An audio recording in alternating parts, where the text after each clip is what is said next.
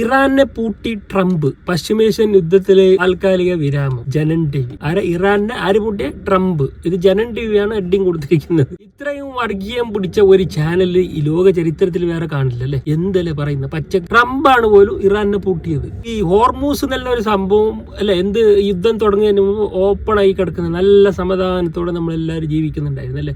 UAE-യിലായാലും നാട്ടിലായാലും America ഇസ്രായേലും നല്ല രീതിയിൽ ഹോർമൂസ് കടന്ന് പെട്രോൾ പോകുന്നുണ്ടായി. ഒരു ബുദ്ധിമുട്ടുണ്ടായി. പക്ഷെ ഇത് അടഞ്ഞതെപ്പോ? ആരാണ് ഇതിനെ അടഞ്ഞതിനെ പൂട്ടിയതാരാ? ഇറാനാണ്. എന്തിനാണ്? അവരെ തോണ്ടാൻ പോയി. അമേരിക്കയും ഇസ്രായേലും പോയിട്ട് ഇറാനെ അറ്റാക്ക് ചെയ്ത്. എന്തിനാണ് അറ്റാക്ക് ചെയ്തത്? അവിടുത്തെ ഭരണം അട്ടിമറിക്കാനും അത് മൊത്തം ഇറാനെ ഇവർ കൈകളിലാക്കാനും, ഗാസയെ കയ്യിലാക്കിയ പോലെ ഇറാനോടാണ് ഇവർ കളിച്ചത്. പക്ഷേ അവരുടെ ഉദ്ദേശം എന്തായിരുന്നു? മെയിൻ ഉദ്ദേശം അവിടെ യുദ്ധം ചെയ്യാൻ. ഒരു ബുദ്ധിമുട്ടും ഇറാൻ അവർക്ക് ചെയ്തിട്ടില്ല. ഇസ്രായേലും ചെയ്തിട്ടില്ല, അമേരിക്കയും ചെയ്തിട്ടില്ല. ഒന്നും ഒരു കാല പോലും വേദനിപ്പിച്ചിട്ട് പോലില്ല അവിടെ പോയിട്ട്. എന്നിട്ടും ഇവർ അറ്റാക്ക് ചെയ്തു. അത് വലിയ അറ്റാക്ക്. അവിടുത്തെ വലിയൊരു നേതാവ്, അവിടുത്തെ ഏറ്റവും വലിയ നേതാവ്, പരമോന്നത നേതാവ് ഖമാനി അവർ കൊലപ്പെടുത്തി. ഇത് എന്തിനാണ് ഈ യുദ്ധം ചെയ്തത്? അതും കൂടി നിങ്ങൾ മനസ്സിലാക്കണം. എന്തിനാണ് ഒരു യുദ്ധം ചെയ്തത്? അവരുടെ ഉദ്ദേശം എന്തായിരുന്നു? ഈ എപ്സ്റ്റീൻ ഫയൽ, അതിൽ ഈ ട്രംപിന്റെ പേരുണ്ട്, ഒരുപാട് ആൾക്കാരുടെ പേര്. അവരിൽ നിന്ന് രക്ഷപ്പെടാൻ വേണ്ടിയിട്ടാണ് ഈ യുദ്ധം. അതുപോലും ഇവിടുത്തെ വർഗീയവാദികൾ മനസ്സിലാക്കുന്നില്ല.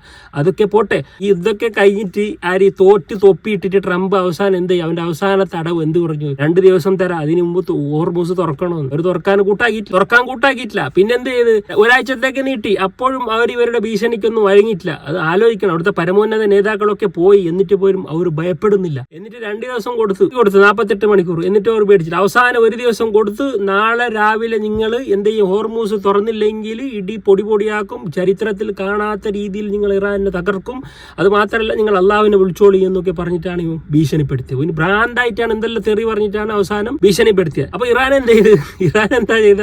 ഇവന്റെ ഭീഷണിക്കൊന്നും ഒരു പുല്ലുവില കൽപ്പിച്ചിട്ട് എന്ത് പറഞ്ഞു? ഞങ്ങൾ നേരിടാൻ മനുഷ്യ ചങ്ങല ചേർത്ത് മൊത്തം അവിടുത്തെ ലക്ഷക്കണക്കിന് ആൾക്കാരെ ചുറ്റും ഞങ്ങൾ മരിക്കാൻ റെഡിയാണ്, ഞങ്ങൾ ഷഹീദാവാൻ റെഡിയാണെന്ന് പറഞ്ഞിട്ട് നിങ്ങൾ വരുന്നിട്ട് പുല്ല് വില കൊടുത്തിട്ട് അള്ളാഹുവിനെ അവർ വിളിച്ചു.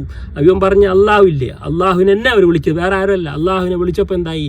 ഈ ഇസ്രായേലും, ലോകത്തെമ്മാടി രാഷ്ട്രമായ ഇസ്രായേലും അതുപോലെ തന്നെ ഈ പ്രാന്തനായ അമേരിക്കയും സ്വയം താല്പര്യത്തിന് വേണ്ടി ഉണ്ടാക്കിയ യുദ്ധത്തിന് അവർ മുട്ടുമടക്കി. അള്ളാഹുവിന്റെ മുമ്പിലാണ് അവർ മുട്ടുമടക്കിയത്. അള്ളാഹുവിന്റെ ശക്തിക്ക് മുമ്പിലാണ് ഇവർ മുട്ടുമടക്കിയത്. അല്ല, ഇറാന്റെ കൂടെ റബ്ബ് സുബ്ഹാനഹു വ തആല ഉണ്ട്. അത് മനസ്സിലാക്കി ഒരു പാകിസ്ഥാൻ മധ്യസ്ഥനായി വന്നവിടെ നോക്കുക. അവിടെ വന്നത് പാകിസ്ഥാനാണ്. എന്ത്? ഇന്ത്യ ആലോചിക്കണം. ഇന്ത്യ അല്ല, പാകിസ്ഥാനെ മധ്യസ്ഥയിലേക്ക് വെച്ച് ഇന്ത്യക്ക് പുല്ലുവിലയാണ് ട്രംപ് കൽപ്പിക്കുന്നത്. പുല്ലുവില. ഇതുപോലെ ഇവിടുത്തെ സംഖ്യകൾക്ക് അറിയുന്നില്ല പുല്ലുവില. എന്നിട്ട് പാകിസ്ഥാന്റെ വാക്കിനെ കേട്ടിട്ട് മധ്യസ്ഥയിലേക്ക് വന്നു. എന്നിട്ടും ഇവിടുത്തെ സംഖ്യകൾ കമന്റ് ഇടുന്നത് ഇറാൻ അങ്ങനെ, ഇറാൻ ഇങ്ങനെ. എന്നിട്ട് ഇറാന് എതിരായിട്ട് ഇപ്പോഴും കമന്റ്. അപ്പൊ ഈ മുസ്ലിം കാരണം എന്താ? ഗാസയെ തകർക്കുന്ന ലബനൻ, എല്ലാ മുസ്ലിം കൺട്രി ഇവർ ഇസ്രായേലും അമേരിക്ക ജൂതന്മാരും ഇവരൊക്കെ കൂടിയിട്ട് തകർക്കുമ്പോൾ അതിന് കൂട്ടുനിൽക്കുന്നത് മൂന്നാമത്തെ ശത്രുവാണ് അംഗീകളും ക്രിസംഗികളും. ഇത് ഇങ്ങനെ കമന്റിൽ ഇറാൻ തകരണം, മുസ്ലിം അതെന്ത് ഷിയ മുസ്ലിമാണ്, അത് മുസ്ലിം രാജ്യമാണ്, അതാണ് അജണ്ട, അത് തകരണം. ഇവിടെ ഇറാൻ തകരുമ്പോൾ മിഡിൽ ഈസ്റ്റ് തകരുന്ന കാര്യം ഇവർക്ക് അറിയില്ല. അവരുടെ പ്ലാനിങ് എന്താണ്? UAE മിഡിൽ ഈസ്റ്റിനെ തകർക്കണം. അതിനാണ് ഇറാന് ബോംബിട്ട ഇവർക്ക് അറിയാം. ഇറാന് തിരിച്ചടിക്കുന്നത് മിഡിൽ ഈസ്റ്റിനാണ്. അവർക്ക് നന്നായി അറിയാം.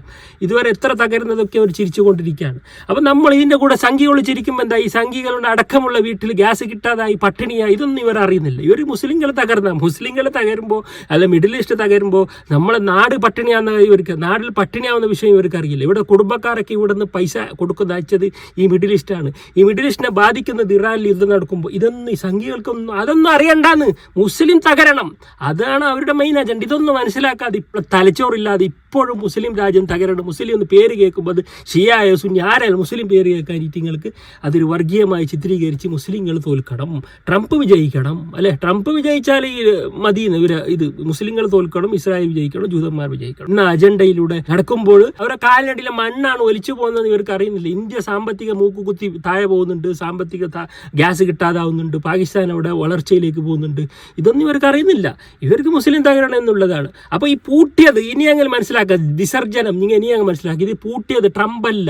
ഇറാൻ 10 ഉപാധികൾ വെച്ചിട്ടുണ്ട്.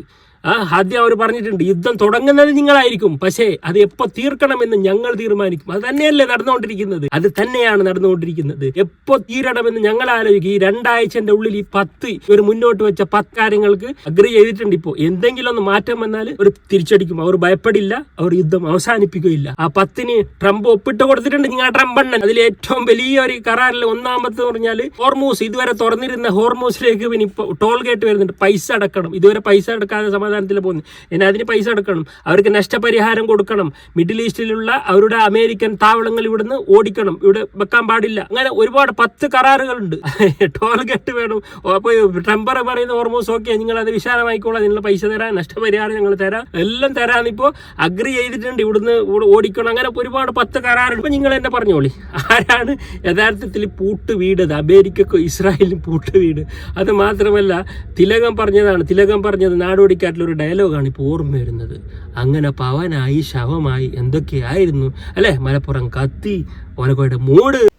അങ്ങനെ ട്രംപായി ശവമായി എന്തൊക്കെയായിരുന്നു. ഹോർമൂസ് അടക്കും, ഇറാനെ മറ്റേതാക്കും, ഒരു ദിവസം കൊണ്ട് പൊടിയാക്കും, ഓലക്കയുടെ മൂട്. അതിന് ഇറാൻ ഞങ്ങൾ കണക്കൂട്ടിയാലല്ല നെറ്റായിട്ട് അവിടെ ഉള്ള മിസൈലിന് കണക്കും കഴിയില്ലെന്ന്. എന്നോട് ഞാൻ ചായ ചോദിച്ചോടാ കുഞ്ഞിരാമ, കൊണ്ടുപോടാ. എന്നോട് ആരെങ്കിലും ചോദിച്ചോടോ ചായ? കൊണ്ടുപോടാ. നെതന്യാഹുവിന്റെ അവസ്ഥയാണ്, തിലകന്റെ അതേ അവസ്ഥയാണല്ലോ നെതന്യാഹുവിനും അതുപോലെ ട്രംപിനും. ഇവർ ഇറാനോട് കളിക്കാൻ വന്ന അത് ലെവല് വേറെ. നിങ്ങളെ പോലെ ഗാസ് അല്ല, അത് ലെവല് വേറെയാണ് ഇറാൻ. നിങ്ങൾ എത്ര പഠിച്ചാലും എത്ര നിങ്ങൾക്ക് തോൽപ്പിക്കാൻ കഴിയില്ല. അവർ തീരുമാനിക്കും യുദ്ധം എപ്പോൾ അവസാനിക്കാണ് വേണ്ടത്. ഇനി അവർ തീരുമാനിക്കും. ഒരു സമാധാനത്തിലുണ്ടായിരുന്ന ഇറാൻ നിങ്ങൾ ചൊറിയാൻ പോയി അല്ലെ, മൂർഖം പാമ്പിനെയാണ് നിങ്ങൾ ചവിട്ടിയത്. ആ കാര്യം നിങ്ങൾ മനസ്സിലാക്കുക. അപ്പൊ സംഖ്യകൾ ഇനി ഞാൻ കൊന്നു തലച്ചോറ് ഉപയോഗിച്ച് ചിന്തിക്കുവായി. ഇറാന് തകരുമ്പോൾ മിഡിൽ ഈസ്റ്റ് തകരുന്നുണ്ട്. മിഡിൽ ഈസ്റ്റ് തകരുമ്പോൾ നിങ്ങളെ വീട്ടിൽ പട്ടിണിയാവുന്നുണ്ട്. നിങ്ങൾ ഈ ട്രംപിന്റെ കാല് നക്കി അല്ലെ, ഇസ്രായേലിന്റെ കാല് നക്കി പോകുന്നില്ലേ? അവരൊക്കെ ഇന്ത്യ എന്താക്കുന്നത്? മൈൻഡ് ചെയ്യുന്നില്ല. നമ്മളെ സ്വന്തം രാജ്യത്തെ വളരാൻ അവർ അനുവദിക്കുന്നില്ല. അവരുടെ ചതി നിങ്ങൾക്ക് മനസ്സിലാവുന്നില്ല.